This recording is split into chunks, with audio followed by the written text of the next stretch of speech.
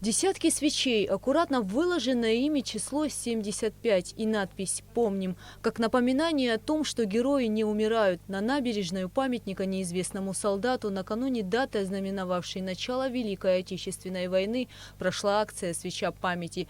У мемориала собрались сотни жителей столицы. Каждый держал в руках свечу, вспоминая родных и близких ветеранов войны. Галина Жихарева никогда не видела своего отца. В 1941 году он пропал без вести.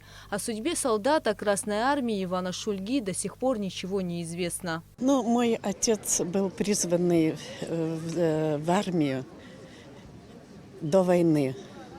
Моя мама осталась беременная, я без него в 1940 году родилась. Он по письмам знал, что я есть. Он служил в Бресте.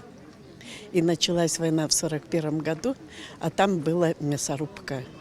И он без вести пропал. Я никогда его не видела и не слышала, потому что я была очень маленькая. А моя мама растила нас с сыном свекровью. То есть свекровь и она ждали всю жизнь отца, потому что не было извещения о гибели, было извещение о без вести пропавшего. В этом году Государственный музей боевой славы имени Владислава Арзенба и представительство Россотрудничества в Абхазии присоединились к проекту «Международная команда волонтеров 75-летия Победы». Главная цель проекта – формирование волонтерской команды в разных странах мира для оказания помощи в организации мероприятий, посвященных празднованию 75-летия Великой Победы. Эта акция посвящается памяти воинов, совершивших подвиги, доблестно защищавших свое отечество.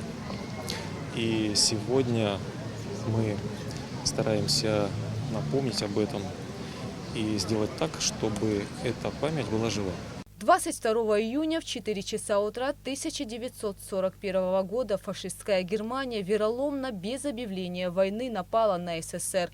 Этот день стал началом войны, унесшей миллионы жизней. Ежегодно в эту трагичную дату во многих странах мира зажигают свечи памяти. Гугу Савардания, Алексей Баструков, Абхазское телевидение.